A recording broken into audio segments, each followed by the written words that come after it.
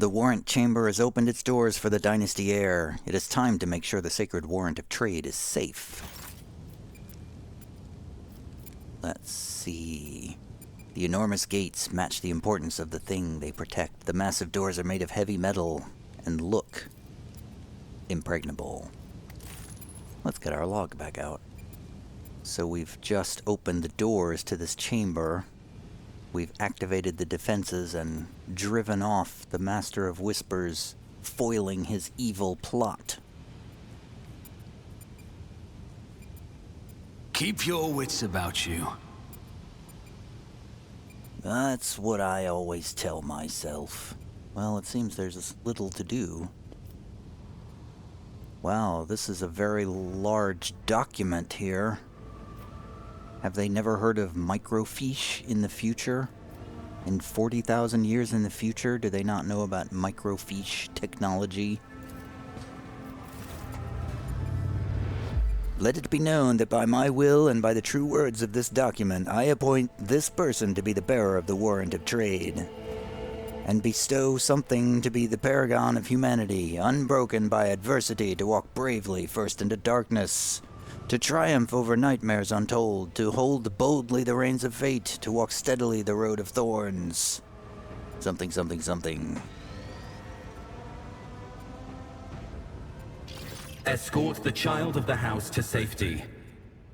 The servo skull's creaking gradually turns into comprehensible words. It's a Vox skull. What madness is happening here? Who are you? Who addresses me? Temporary obnubilation following acute stress. Mobile unit of the Warrant Sentinel standing by. Am I the Warrant Sentinel? Am I the Sentinel of this sacred relic document? Are you the Warrant Sentinel? Mobile unit of the Warrant Sentinel, designed as a personal escort of the child of the house and a means of communicating with the rogue trader's subjects. Mobile unit standing by. Are you a pet? Are you my pet now? I need a weapon. I am utterly defenseless. Distance from the current location to the nearest arsenal. Initiating situational calculations. The servo skull goes silent, its relays clicking. Second after second passes, and you realize that the servo skull will not answer you. I need to contact someone, preferably Theodora. Voxcast frequencies disrupted. Initiating setup. Establishing connection. In place of the mechanical screeching, the servo skull's vox projects the voice of Theodora von Valencius, distorted and ridden with static, yet still recognizable beyond a doubt. Vox Master, restore communication with this navigator's sanctum. I am trying to contact the bridge. If anyone can hear me on this frequency, regroup all available forces and head to the upper decks at once. I repeat, regroup all available forces and head to the upper decks. Communication protocols breached. Signal latency assessment unavailable. Unable to establish two-way connection. Well, fine. Lead me away from here then. Middle and upper decks. Assuming the probability of safe placement in areas of concentration of armed units. Calculating. To prevent unauthorized units from breaching the warrant chamber, preemptive sealing must be initiated. The mobile unit will start executing the received order immediately after the safety of the warrant is secured. What does that mean? As the game's story unfolds, you will see notifications at the top of the screen indicating that the status of your current objective has been updated. Yes, I noticed that, actually. I was about to check on that journal entry. No one must reach the warrant. A simple order to the Sentinel Cogitator will lock the chamber. Alright. Well, I guess we move on to the next section then. A simple order, you say. Let it be known That by my will and by the true words of this document... Okay, yeah, that's the same thing. Okay. So, who do I give an order to? I always have a backup plan. Vox Skull, hold still. What do I do? I don't quite know what to do. Am I supposed to select something? I don't see anything to click on. Is there a switch in here somewhere? Rise to the top, or get left in the dust.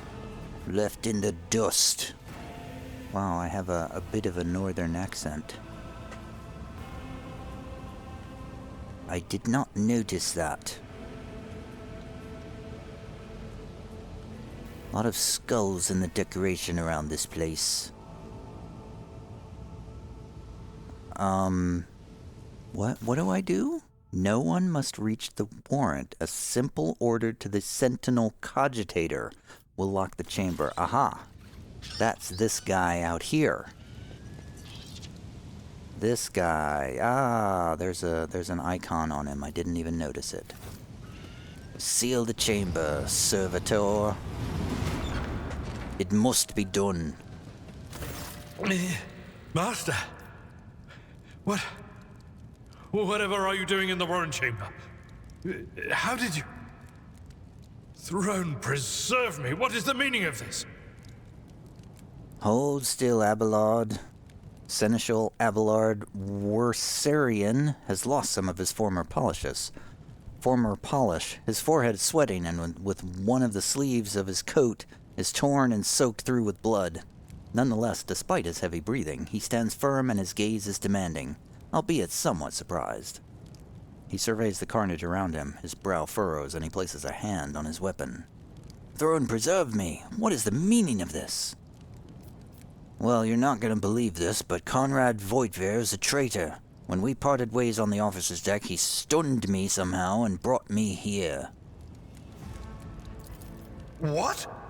The Seneschal's eyes widen.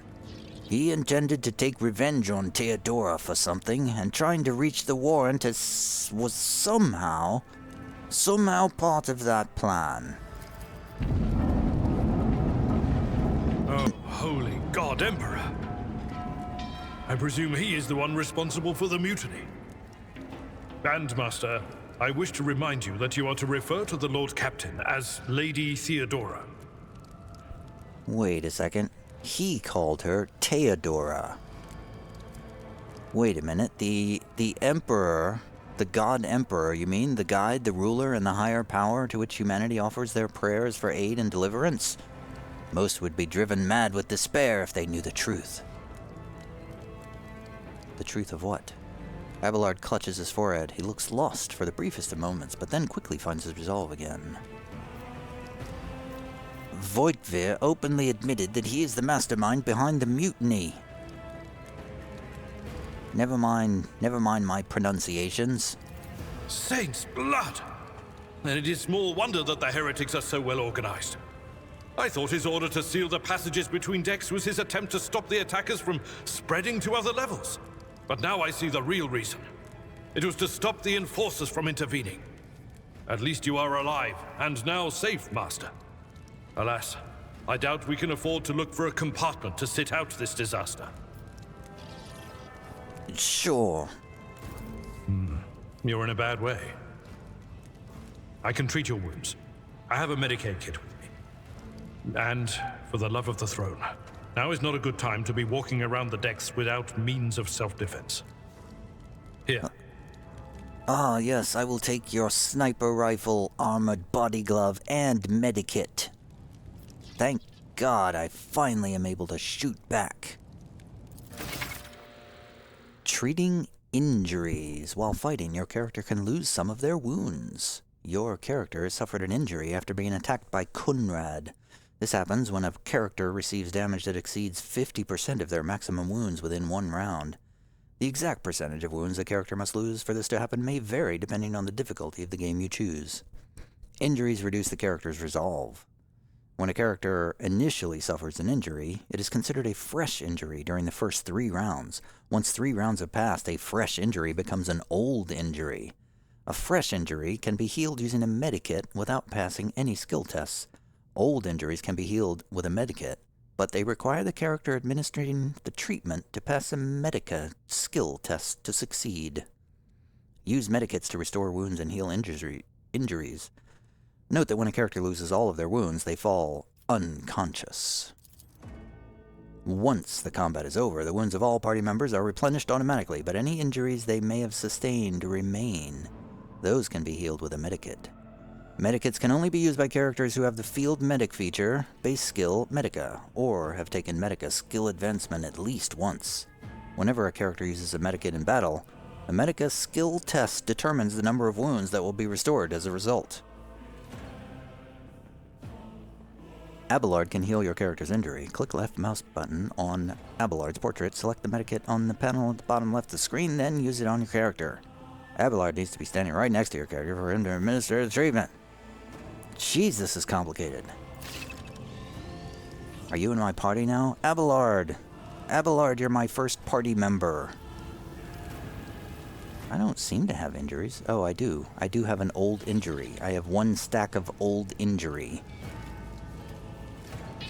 An injury that wasn't healed in time. It can be healed with a medikit, but it requires passing a medica skill test to succeed. Okay. You've gotten new items. Let's check our inventory. Our first look at inventory management. We can equip a sniper rifle. Where did my pistol go? I guess my pistol's gone. It's a 2-handed ranged weapon. A solid projectile. I assume that means it fires a solid projectile. Double-clicking equips it. I will put on the armored body glove, which is a suit, not a glove. This armor reduces the incoming damage of average enemy attacks in this chapter by -10%. The character wearing this armor will dodge 40% of average enemy attacks in this chapter. Got it. No visual change to my character. It's more of a buff.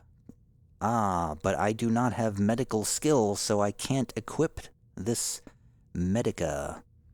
So how do I give this to Abelard? Can I drag and drop it?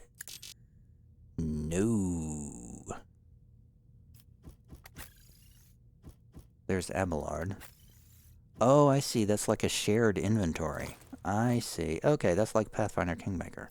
So they don't have individual inventories. It's everybody has a shared inventory, but each person has their own equipment. Okay, that's cool. I like the way they do that. I mean, that's way more convenient than having everybody have their own individual inventories. Okay, Abelard. Look no further. To equip new weapons and armor, I've just figured out how to do that. You can switch between party members using the arrows at the top, or clicking... Okay, got it. Okay, how do I heal? How do I use this med kit? Ah, here it is down here. It's F1. Do I right-click on it? Right-clicking is... Do I left-click on it? And then click on Darius. Let's patch you up. I'll make sure. That is a noticeable improvement.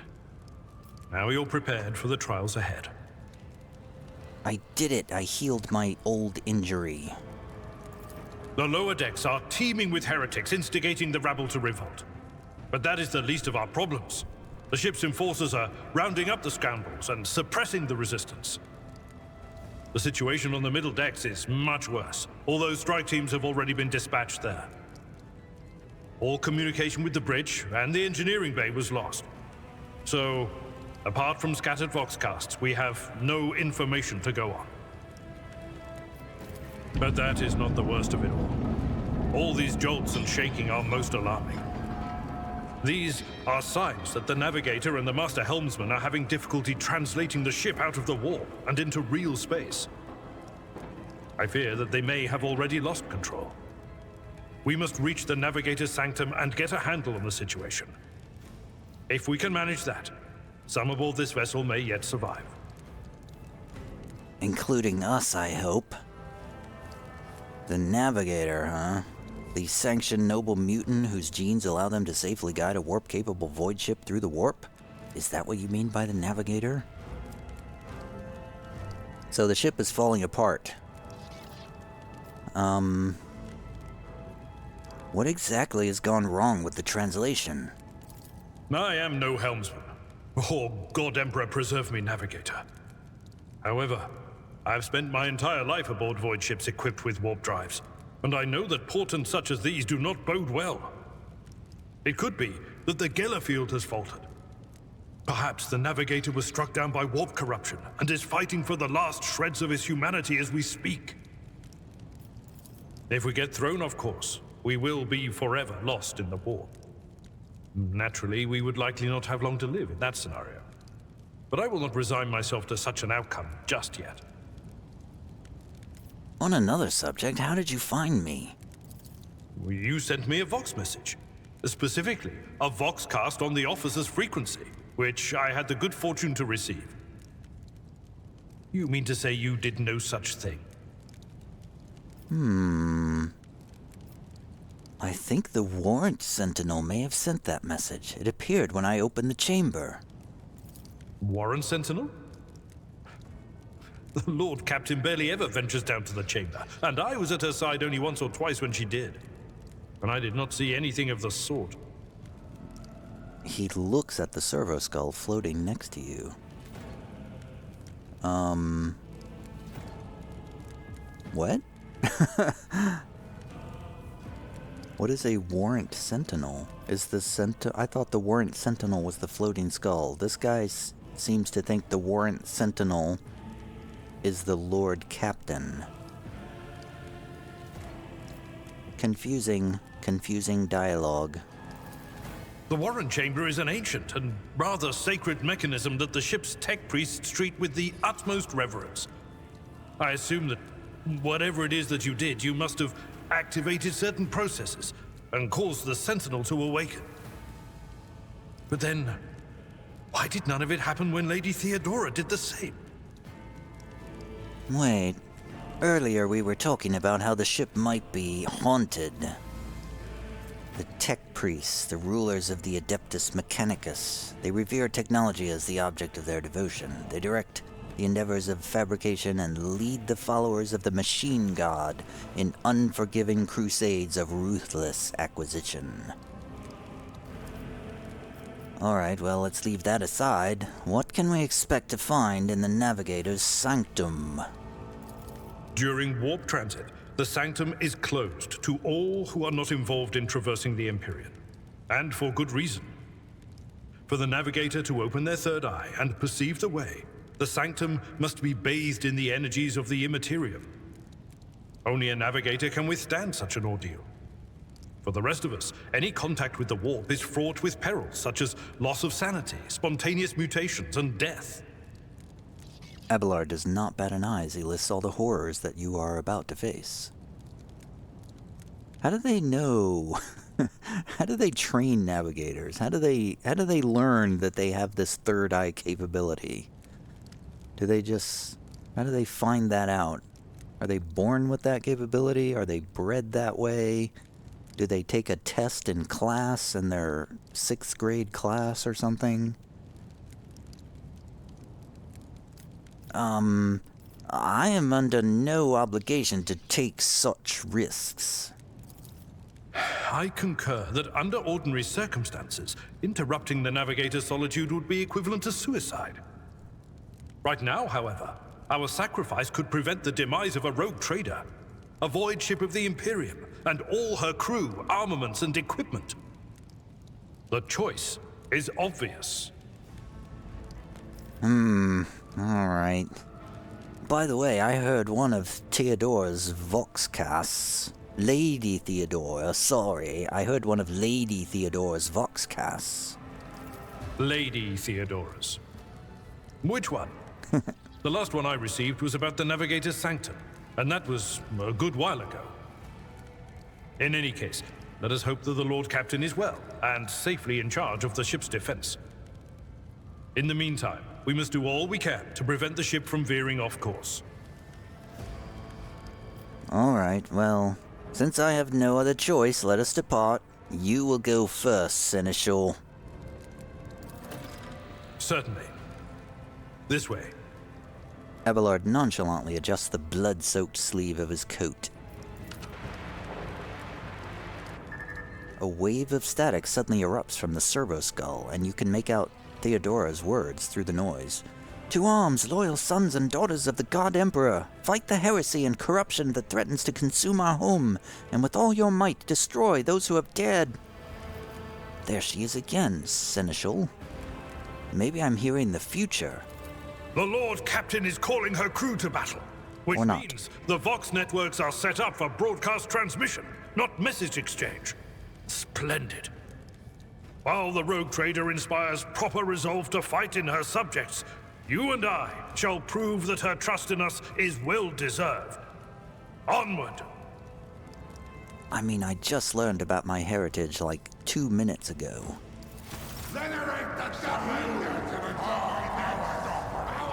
Challenges make the spoils that much sweeter. I'll turn you into corpse starch. Tactical phase. Combat begins with the tactical phase, during which characters cannot attack or take other actions, but may try to take up advantageous positions. Select a character by clicking left mouse button on their portrait at the top of the screen, then click on the cell you want the character to move to. Red cells are areas inaccessible. During the tactical phase, each character in the party may move up to their maximum movement points, but cannot position themselves adjacent to an enemy.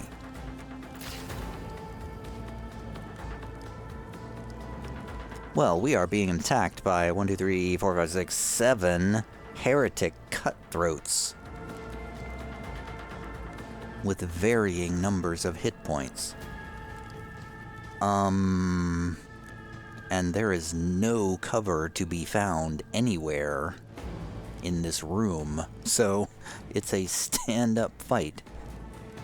Well, since I have a sniper rifle, I'm going to move the maximum distance away. And Abelard will... There is literally nowhere to take cover. Not anywhere at all. Also, I don't know what his capabilities are, so I'm going to move him all the way to the...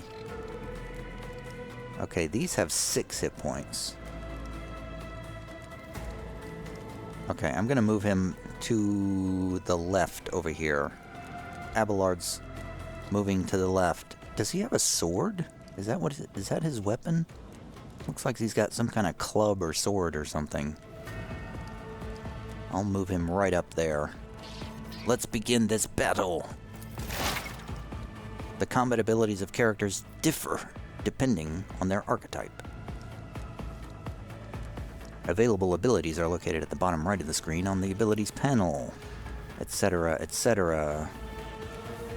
Click left mouse button on an icon to use an ability. You get to review. You'll have to see the abilities area of effect. During your adventures, your characters will gain new abilities and talents, etc., etc. It seems that Darius is up first. Darius will analyze his enemies. And he will begin by analyzing the one with 16 points. On it. I have analyzed the enemy, and now I will strike with a dead-eye shot. Effective distance 95%. Precisely aimed shot with a 50% bonus to effective range and plus 10% hit chance. Firing with 2 action points. I'll see to it personally. That's a kill shot. Sniper rifle shot succeeded. Wow, I gotta scroll all the way to the bottom of the log. Heretic cutthroat dies. 23 points of damage from that sniper shot.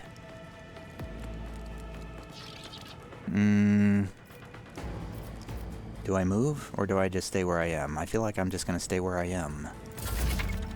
Abelard's abilities. Your new companion is a warrior. Abelard specializes in melee combat and drawing the enemy attacks. Oh, that's handy. Charge is a unique warrior ability that works only when they are using a melee weapon and is not considered an attack action. Use charge to close the distance between you and the enemy and deal damage. If an enemy is in direct path of charge, Abelard will attack them and will still be able to use an attack action afterward if he has not been used one this turn. Note that charge can only be used if the character is 2 or more cells away from their target. Why didn't you tell me that before when I was placing my character? I have to take a step backward and then charge, I think. This character is using a melee weapon. Melee attacks require the character to be adjacent to the enemy. Unlike single shots, melee attacks hit automatically with no need for a roll. The enemy will try to dodge and parry the attack if they are using a melee weapon of their own. Melee weapons can be used to make area attacks. All creatures in the area will suffer damage unless they succeed on a dodge test. Feels like it could be more complicated, but I'm not sure how. So it sounds like we could charge through. Where's my charge skill? Charge. It sounds like we should charge I've seen worse battles than this in my time. past one to a second one? Or do we charge... Am I gonna hurt myself charging through this fire? At your beck and call. Wow. Well, that did not work anything like I expected it to. Characters with melee weapons can make an attack of opportunity if an opponent in an adjacent cell initiates movement. I just noticed that as Abelard was hit on his way by. Okay, well, I guess, strike or cleave. Oh, cleave is... Okay, I see. It's a very... Yeah, that's... Cleave's not working for me. I guess I'm just gonna do one attack on this heretic cutthroat here in the back. I took care of this one. He's dead now. Brace for impact, once per combat. For 1 round, the Navy officer and their allies in a 3-cell radius gain +2 deflection. I feel like I should do that. Is that 0 AP? Yeah, I'm bracing for impact. Because I'm surrounded by enemies.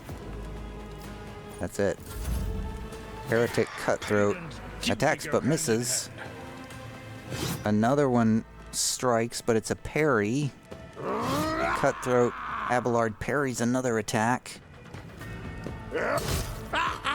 He's hit, but only 0 damage. And he's completely surrounded. That one didn't do any damage either. It feels like we're gonna not have much problem defeating these guys at this point.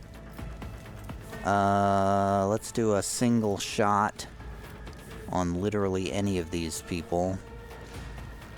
Who, if not me? Another enemy down. And that's the end of that one. Abelard is now going to do a cleave. Oh, well, I really screwed that one up. Yeah, I'm going to try to cleave 3 of these guys. Indeed. The more, the better. Yeah. 3 down. Cleaved in 1 strike. He's attacked, but he dodges. Darius is now... I got your back, Abelard. I'll see to it personally. Your end was inevitable. Camera work could be better.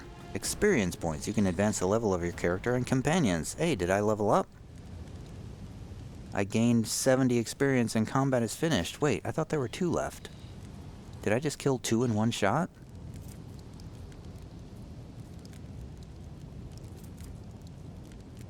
Huh, guess not. We did it. We leveled up.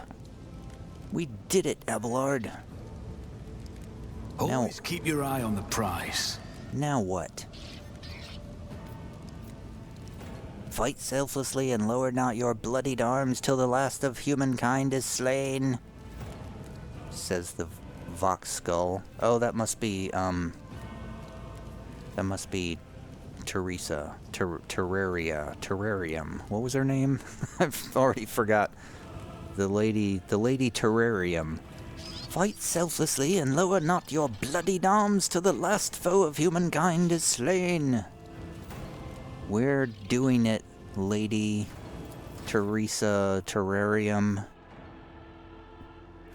How do we level up exactly? We had a tooltip about this just moments ago, and now I don't know what to do. It says I have one rank available in operative. Click to view archetype details. I'm clicking. New ranks available, rank 2.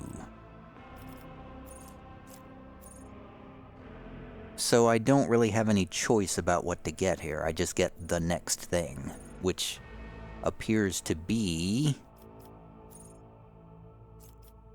I get to choose a skill? At this archetype rank, it is possible to increase character skills. The higher the skill score, the easier it will be to pass corresponding skill tests. So I think it recommends tech use or logic.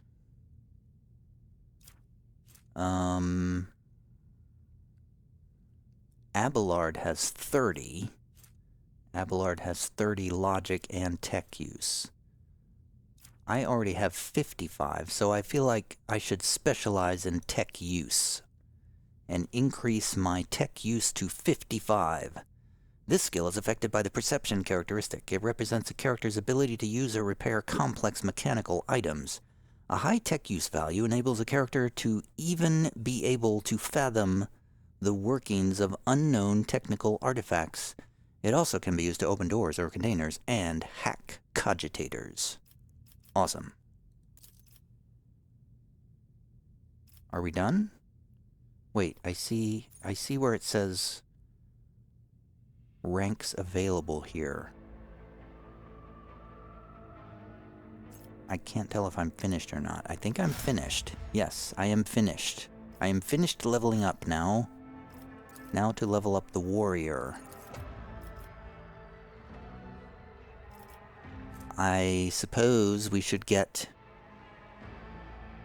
It recommends either carouse or athletics. Carouse is like brawling, I guess. Athletics sounds more generally useful to me, so I'm getting athletics. It represents a character's ability to traverse difficult terrain, for example, to leap over collapsed sections of the death. Actually, that does not sound useful at all. I haven't seen any instances where that might be useful. Instead, I'm going to get carouse plus 10. The ability to resist negative effects applied by some poison, stimulators, or alcohol. May give access to new dialogue options. Cool. Applying. Leveling up complete.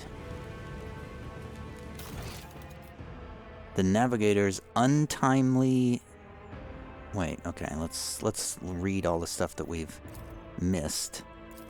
So we found a weapon. There are fewer places in the galaxy more dangerous than open void ship Dext in the midst of a revolt. The weapon offered by Seneschal Abelard Worserian should be kept close at hand. The abduction has taken its toll on the air. Seneschal... That's me. Seneschal Abelard Worserian has offered medical assistance. Accepting it would be a wise choice, which I did. Now, the navigator's untimely demise would spell disaster for the void ship when making a warp jump. Whatever is happening on the other decks, it is imperative to reach the navigator's sanctum and see what has happened to the vessel's warp guide. That will be coming up next.